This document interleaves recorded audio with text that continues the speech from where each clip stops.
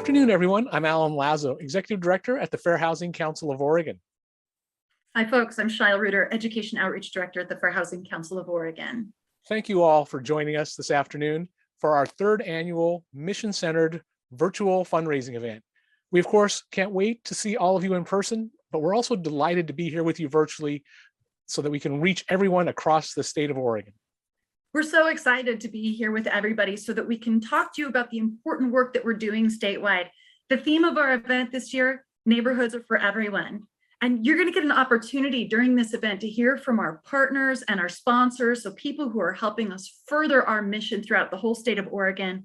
We'll also be watching a deeply moving video about some civil rights champions that we've been lucky enough to work alongside. And also you'll have the opportunity to learn how you can contribute to this important work that we are doing in Oregon.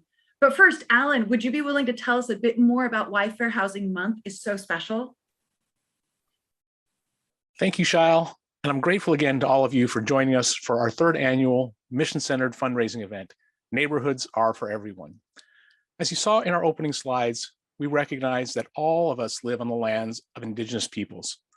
We humbly acknowledge that the Portland metropolitan area, where we're coming to you from this afternoon, rests on the traditional village sites of the Multnomah, Wasco, Cowlitz, Cathlamet, and Clackamas bands of the Chinook, Tualatin, Kalapuya, Malala, and many other tribes who have made their homes here along the Columbia and Willamette rivers. Today, Portland's diverse and vibrant Native communities are 70,000 strong, descended from more than 380 tribes, both local and distant.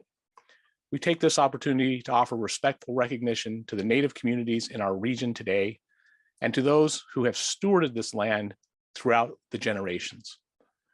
Now, if you're like me, we're all getting tired of appearing in and seeing everyone else in these little boxes on these screens. But being here virtually, as I said, really does allow us the opportunity to reach all of you that we serve and partner with across the state. And beyond being able to reach you all virtually, as many of you have experienced and many of you will hear about today, we have spent the last year continuing to build our presence around the state in every corner of Oregon. And in the coming year, we're going to continue to grow that presence in every region of the state and continue to expand the services that we offer and the partnerships that we're making in local communities. So we're grateful to be with you here this afternoon to celebrate Fair Housing Month and our work again together to ensure that neighborhoods are for everyone. We take a moment in our work together to end housing discrimination to celebrate the passage of the Federal Fair Housing Act on April 11th, 1968. We recognize the dedication of the many civil rights pioneers, including the Reverend Dr. Martin Luther King Jr. and many others, to whom we always will owe an eternal debt of gratitude for their perseverance and sacrifice in the name of equal opportunity to housing. This afternoon, we'll have the great honor to remember a very special set of those civil rights pioneers that have been part of our work to tell the story of the history of discrimination, segregation, and displacement that has driven the need for fair housing protections over time. We'll also hear from a number of our partners across the state about how we're working together to make sure that throughout Oregon, neighborhoods truly are for everyone. You'll also have the opportunity to join our work. And so look for the link to our fundraising campaign page below in the event description here. So without further ado, let's hear about the work that's being done to support equitable community redevelopment and new housing to support those community members that were disproportionately impacted by the devastating wildfires last year in the Southern Oregon city of Talent.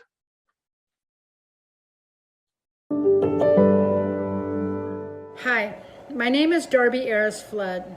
I'm the mayor of the city of Talent, a small town of about 6,500 people in Southern Oregon, which was devastated by the Alameda fire that ravaged our region in September of 2020. The fire destroyed more than 800 homes and 60 businesses, roughly a third of our small town. At the time, I remember thinking that the blaze was almost like an X-Acto knife as it carved out a substantial piece of our low-income housing stock, disproportionately impacting our low-wage working families, our seniors, and our Latinx community. Here we are, more than a year and a half later, and what we found here in Talent is a huge difference in resiliency of folks who were housed in homes they owned in comparison to those who rented and those who lived in mobile home parks and those who did not have the resources to bounce back. But the message we got from our community was we need to do everything we can to bring our families home, to heal, and to lock arms against the forces that would gentrify our town. One of the first things we did was to use city land to create a transitional housing project to house 53 displaced families in brand new RVs. It's called the Gateway Site, and it is in fact the gateway to our city and a future affordable housing project. But it's also an expression of community support to welcome our displaced families back to our community, a place for them to live and work and go to school until we can create permanent, affordable housing with an aim towards closing the gap in terms of home ownership and helping those families to be more resilient in the future. So as we work to create this path back to housing, we are highly conscious of those inequities that are built into our system, be that zoning, gentrification, or other forms of housing discrimination that have historically locked people out of home ownership. And we are learning more and more about the tools and partnerships that are available to us to counteract that history and to create more stable housing everywhere. The Fair Housing Council has been a wonderful partner in educating us so that we, as a city, can be better allies. Whether it's how to run a cooling shelter, transitional housing, or community development and zoning, we are so grateful to have the council as a partner to put stable and a permanent housing within the reach of everyone in our community. Thank you so much to our partners from the City of Talent, the mayor and city councilors, for your partnership and the intentional work you all are doing to ensure equitable community redevelopment there and for the crisis response that you're all involved in. We also want to take a moment to thank our sponsors for the event here today. At the Fair Housing Partner level, we have Princeton Property Management and the Portland Housing Bureau. At the advocate level, we have City of Gresham, Dalton Management, Inc., Kaiser Permanente, Kell Alterman and Runstein LLP, Multnomah County Youth and Family Services Division, Regional Multiple Listing Services, Inc., and Scandals. At the Fair Housing Champion level, we have the City of Hillsborough, CASA of Oregon, Multifamily Northwest, Tomasi Salyer Martin, and the Portland Metropolitan Association of Realtors, Home Forward, the Housing Development Center, and Clackamas County. And at the Friend of Fair Housing level, we have Washington County Department of Housing Services. We're so grateful to our sponsors for their gifts to us that help us to end illegal housing discrimination in the state of Oregon. If you are also interested in making a donation, there's a couple different ways you could do that. You can text everyone22 to 44321, or you can go to our website, fhco.org. We're grateful again to all of our sponsors for gifts, large or small. Every donation helps. So what does Neighborhoods Are for Everyone actually mean? It means everyone deserves equal opportunity to housing choice. I'm excited now to introduce a friend of Fair Housing, also a realtor, Latasha Beal, who will tell us more about how neighborhoods are for everyone.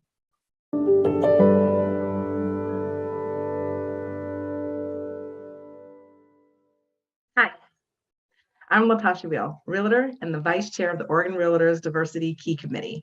I have so many reasons fair housing is important to me, but primarily it is because neighborhoods are for everyone, yet this is not reflected in our neighborhoods, not only in Oregon, but across our country. It's important to me because historically, people who look like me were not legally allowed to own homes or even sell homes. And even though in 1968, the Federal Fair Housing Act passed, there's still a lot of racism and discrimination in the buying and selling of real estate. I am passionate about being a part of that change. Homeownership rates for Black Americans remain virtually unchanged since 1968, when it was illegal for minorities to purchase homes. In Oregon, Black homeownership is the lowest among minorities at 32.2%, as reported in 2019. I want to be part of the solution to help minority and marginalized communities have equal access to housing. This starts with educating everyone about fair housing. Yes, we still need to talk about it because residences across America remain segregated to this day. Learning to celebrate differences in culture and embracing diversity will help all of us realize unfair housing hurts everyone. My role in supporting fair housing has been partnering with Shio, the Education and Outreach Director of the Fair Housing Council of Oregon. She's been an amazing partner in this work. We partnered with Oregon Realtors for our first annual Fair Housing Summit, where we had over 225 live registrants educating them about the history of discrimination in our country and talking about best practices to avoid fair housing. She has joined me on a regional call and on an individual brokerage level where we discussed why fair housing is important and to educate and promote best practices and tips to avoid violating fair housing. In our conversations and allowing shadow access to realtors, we've been able to help the Fair Housing Council of Oregon provide better education materials for realtors, providing direct input about what we as realtors see in our industry right now in 2022. While we are working hard to educate and promote best practices around fair housing, there is so much work left to do.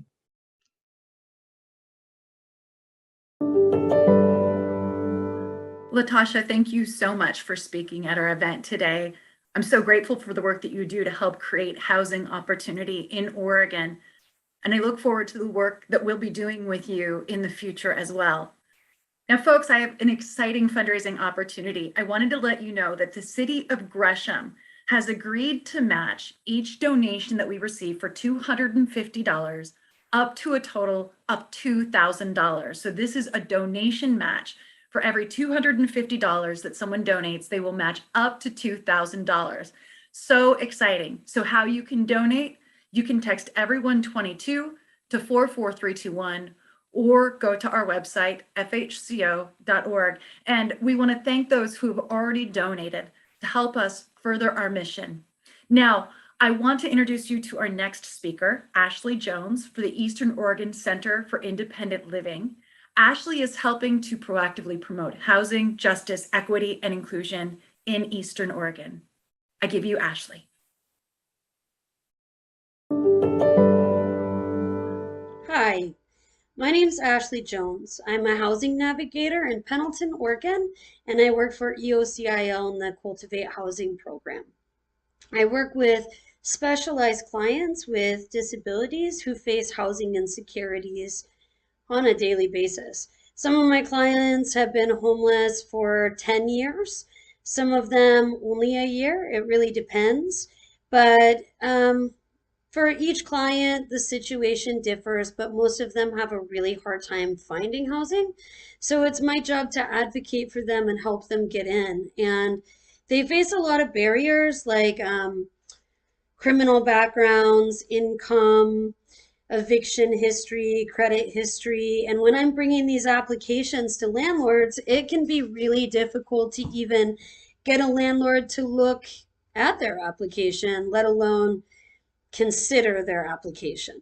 So I have been in close contact with Fair Housing, and they gave me some information that was really helpful. They helped me build an entire application packet that I can turn into landlords when applying for housing. This has changed everything. It's changed everything in my job position.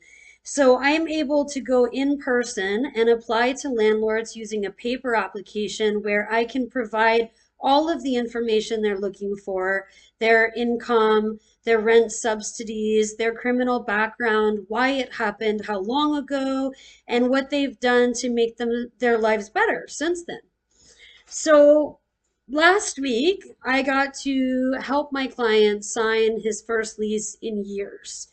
And then we got to take him shopping and got to help him get things to fill his new home. And he's so excited. And I really honestly couldn't have done it without the help of fair housing and the information that I was provided. So I'm actually trying to do my part now in sharing the information that I've learned from you with other local resources. And it's really just spreading. The help that fair housing has offered me and the communities and everyone else I know that's worked with them is honestly unmeasurable. And I'm very thankful for what you guys have done. I want to thank you, and I hope you have a really great month. Ashley, thank you so much for the work that you are doing in Eastern Oregon to support fair housing. And if you all are interested in supporting fair housing, you can also do that through donating. 2 easy ways to donate again. You can text everyone22 to 44321 or go to our website, fhco.org. Thank you, Sal. And I also have a very special opportunity today to introduce you all to our grand prize award-winning poster contest artists. Here is the beautiful piece of artwork that will grace this year's fair housing poster from Baylin Stack and Kara Fryer, who are in the 8th grade.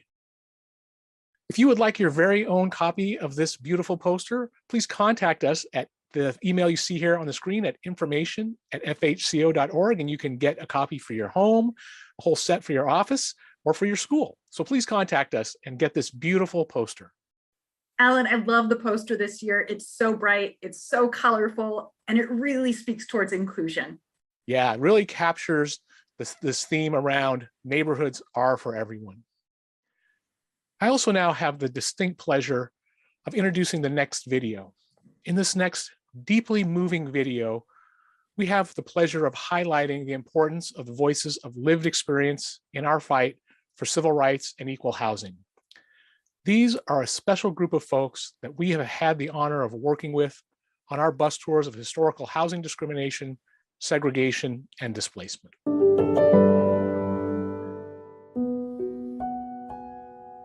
George and Bea and Valerie. If there was a name that I could give them, it would be faith, hope, and charity. I knew Bea from Vanport. Bea had a strong faith. She had such dignity. She carried a Bible in her heart and in her soul. She was truly a Christian woman, but not one who was gonna thump anybody who wasn't. Valerie, I would say, charity. The first thing she did when talking about the Japanese internment is she brought in the Vanport experience and the Black experience and overlaid that and talked about those similarities. There's place for supporting each other because the experiences do have a tendency to intertwine. George is hope. When George got ready to speak about the Japanese internment experience, everything stopped, even though he went through probably one of the worst things that any citizens had ever experienced in this country. It did not destroy his hope. My dad was a storyteller. One of the things that I think he passed on to me was this idea that we communicate and connect with each other through stories. I grew up hearing my dad's stories of a place called Nihonmachi, this place called Japantown that actually existed here in Portland, Oregon. And eventually those stories began to become a little bit darker when he began sharing with us his experience at the Portland Expo Center and Executive Order 9066, World War II and the bombing of Pearl Harbor, an event that ultimately changed the course of his life when my dad and approximately 2,700 Japanese Americans here in Portland were put into the Expo Center over the summer as they built the concentration camps. This is a man who, despite all of that, still loves this country and believes in the things in which it stands for. The last few decades of his life, he shared his story through the bus tours, through speaking at universities. Being able to share the stories and telling the history of our city was really critical to him. It brought him such incredible joy to be able to do that. I felt like it was a new lease on life for him. It was a Sunday. And of course, they'd all gone to church. My mom, my uncle, and my aunt, and a bunch of other kids, they were down at the movie theater. She remembered a boy running down to the front and saying, "The dike broke, the dike broke." She remembers taking the shortest route home. They got in the car, looking behind her, and she said, "I just saw a wall of water coming," realizing everything was gone. Ed was doing the storytelling, and he said, "B, we need some storytellers." That invitation by Ed for her to share her story opened up something in her that she did not know. It put her back in touch with the parts of her story that she had kept quiet, that were hidden. Telling her story of Vanport was also a healing space for her. My mom's always been an artist. She was born in the Bay Area, third generation Japanese American. She eventually started doing larger and larger public art in Portland. By far, the piece she is most proud of is the Expo Center, Torii Gates. One metal tag for every person incarcerated there during World War II. An extremely common part of the Japanese American experience around the camps was that people didn't talk about it. It was very important to her that these stories were preserved and made known.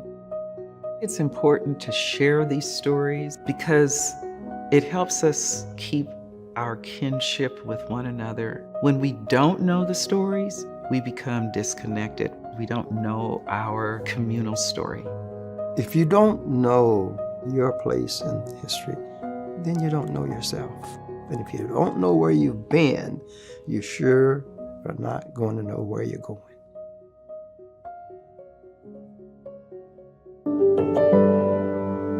I started my work here with FHCO as a volunteer on our bus tours and became one of the bus tour guides on our tours of housing discrimination, segregation, and displacement. I remember that first tour that I went on and heard Valerie speak about the incarceration of the Japanese American community and about the impactful art installation that she had created to mark that spot at Expo where the community had been held right here in Portland. Ed also was on that tour telling his story about growing up at Vanport. As our work continued, we were honored to be joined on the team by Bea and George. I too was struck by Bea's strength and grace in telling her story, and by George's resolve to fully and truthfully tell his very difficult story. I'm so honored to have had the opportunity to work with Valerie, George, and Bea. Their grace, resilience, and resolve continue to remind me about the responsibility that we each have to hold their stories and to keep telling these histories so that we all can work toward a future where neighborhoods are for everyone. The impact of these folks being able to tell their own stories continues to inspire me to work toward the ideal that they each held so dearly, that everyone should have equal access to opportunity. Shail also has been a member of our bus tour team, and I know, Shail, that you and so many others have been impacted by the work of these presenters. You know, Alan, it is so humbling to watch this video and just to think about how many lives these fair housing champions have impacted over the years and how important that work has been.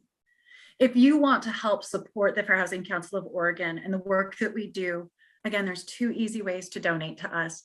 You can text everyone22 to 44321 or go to our website, fhco.org. And we want to thank all of our supporters, our sponsors, everyone who has given so far and helped to further our mission.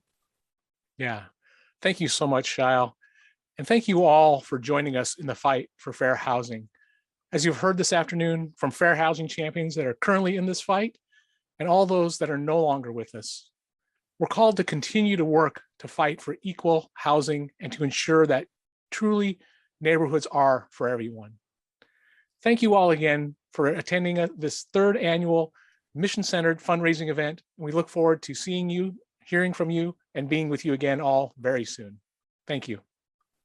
Thanks, everyone.